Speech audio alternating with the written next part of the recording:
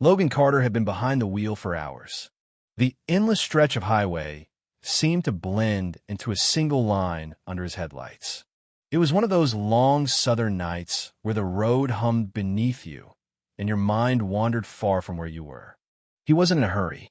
No deadlines, no urgent appointments, just a quiet trip back home to Lafayette after visiting an old Army buddy in Shreveport. When he pulled into the rundown gas station just off Interstate 49, it was more out of routine than necessity. He'd been driving too long without a break. The sign flickered weakly above the pumps. The letters on half of it burned out. A couple of old sedans were parked under the canopy, their owners either inside or fiddling with the pumps. The bright, artificial glow of the convenience store's lights spilled out into the humid Louisiana night. Logan rolled his shoulders and exhaled as he shut off the engine. His Dodge Charger, dusty and bug-smeared from the highway, settled with a low groan as he stepped out. The air outside was thick and heavy, clinging to his skin the moment he stretched his back. His black hoodie was damp with sweat already, but it didn't bother him. He'd endured worse. He swiped his debit card and grabbed the gas nozzle without thinking. The world felt still, at least on the surface. But as Logan's hand found the pump, his senses sharpened. That quiet awareness, ingrained from years of training and survival, whispered that something was off. He didn't flinch, didn't move suddenly. Instead, his eyes casually swept the parking lot while his posture stayed loose and relaxed. An old farmer was filling up his rusted Ford pickup on the far side. A young woman scrolled aimlessly on her phone inside a weathered Chevy sedan. They weren't the problem. The problem stood near the edge of the lot. Three men leaning against their motorcycles. Big Harleys, chrome gleaming even under the dim station lights. The bikers weren't fueling up. They weren't there for snacks or smokes. They were watching him, whispering between themselves, heads tilted toward one another like they were deciding on something. The way they stood, the casual arrogance of their stares. Logan had seen it all before. In back alleys overseas. In bars where testosterone and ego overflowed. In places where power came from how much fear you could inspire. He kept his breathing steady. He wasn't worried, but he knew better than to ignore them. The first move came slowly. Heavy boots crunched on the pavement, deliberate and unhurried. Logan kept his eyes on the pump's numbers until a voice called out behind him, gravelly, amused, and laced with the kind of smugness that men wore when they thought they were in control. "Hey, Mun, nice ride you got there." Logan turned his head slightly, catching the biker's reflection in the Charger's window. The man was tall, built like a linebacker, arms covered in faded tattoos that ran down his thick, scarred knuckles. His beard was streaked with gray, but the set of his shoulders and the dead certainty in his gaze said he was used to being the biggest threat in any room. "Appreciate it," Logan said evenly. "No more, no less." The biker took another step, close enough now that Logan could smell the beer and smoke clinging to his cut-off leather vest. "Where you headed?" Logan finally turned to face him fully. He caught sight of the other two bikers shifting subtly behind their leader, hanging back, watching, ready to move when told. "Just passing through," Logan replied, his voice calm. The biker gave him a slow nod like he was chewing on something. "That's so? Well, I hate to tell you, brother, but you might have taken a wrong turn. This ain't friendly ground." Logan exhaled slowly through his nose. He wasn't in the mood for this. Didn't see a sign that said that. The man chuckled, but it wasn't the kind of laugh you joined in on. "Look, I'll level with you," he said.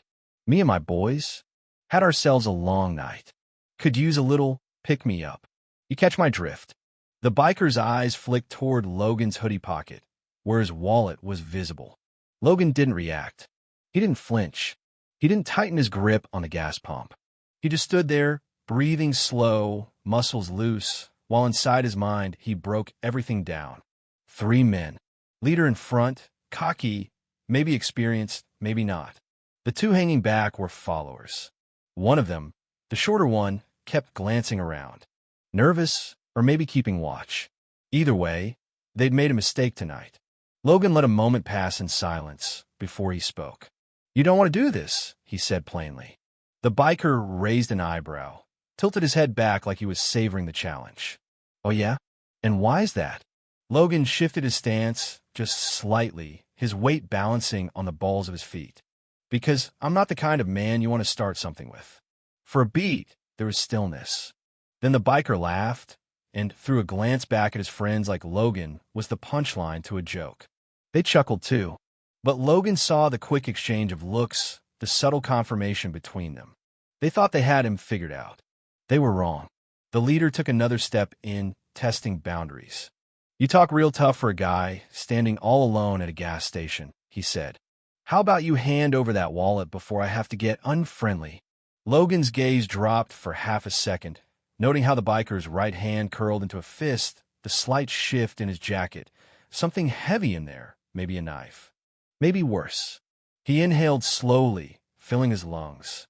"Last chance," Logan said softly. "Walk away." The biker smirked. "Get his pockets," he barked. The two others surged forward. Logan moved before either man could lay a hand on him. The shorter biker on his left barely had time to react before Logan sidestepped, seized his wrist, and wrenched it back in a vicious twist. Bones ground together in protest, and the man yelped in pain. Logan didn't pause. He drove his boot into the biker's knee from behind, sending him sprawling face first onto the pavement with a heavy thud. The second man hesitated, and that was all Logan needed. He drove his elbow hard into the man's ribs, feeling the crunch of bone. A quick follow-up strike caught the man in the throat, collapsing his windpipe just enough to drop him gasping to his knees. That left one. The leader had taken a step back, his hand yanking something from his jacket.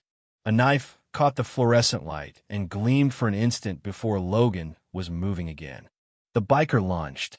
Logan sidestepped with surgical precision, catching the man's wrist mid-swing and twisting it sharply. The knife clattered uselessly to the concrete. Logan's counterattack came fast, 3 precise strikes. An open palm blow to the nose, a driving fist into the gut, and a snapping hook that rocked the man's head sideways. The biker stumbled, legs wobbling, before hitting the ground in a heap. The whole thing had taken less than 10 seconds. The gas station fell into stunned silence. Logan stood there, breathing steady, his heart rate barely elevated. The old man by the pickup had stopped pumping gas, mouth open. The young woman in the Chevy was staring through her windshield, phone pressed to her ear. Inside the store, the clerk peeked out from behind the glass, clearly on the line with someone, probably the cops. Logan's gaze dropped back to the bikers. One groaned on the ground, one wheezed for air, and the leader, bleeding from split lip, was pushing himself up on shaking arms.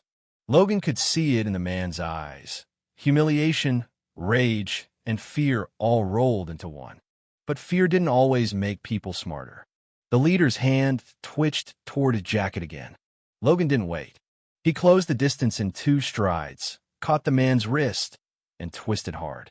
A pained grunt erupted from the biker as Logan hauled him forward and drove a knee deep into his ribs. The air left his lungs in a rush. Logan pivoted, planting his foot and slamming his elbow into the side of the biker's skull. He crumpled to the pavement, dazed and motionless. Behind him, the short biker had recovered enough to stand. Rage clouded his judgment as he grabbed a tire iron from his Harley and charged. Logan waited until the man committed to his swing before sidestepping, grabbing the biker's wrist and yanking forward. A vicious snap echoed as Logan drove his forearm against the biker's elbow, forcing it to bend in the wrong direction. The scream tore through the night, followed by the clatter of the tire iron hitting the pavement. 2 down, 1 left. The last man, still gasping, stared at Logan, then at his unconscious crew. Slowly, he raised his hands and backed away. "Ain't worth it, man," he rasped. "We're done." Logan held his gaze a moment longer before nodding. A car door slammed behind him. The young woman from the Chevy was standing outside her vehicle now, phone still in hand. "I saw everything," she called out. "They started it. You're good, man." Logan gave her a curt nod and turned his attention back to the 3 men on the ground. The leader coughed and spat blood onto the concrete. You have no idea who you're messing with, he wheezed. Logan crouched beside him, his voice low and controlled. I told you to walk away. The biker glared up at him, but whatever fight he had left was gone. And then came the sirens.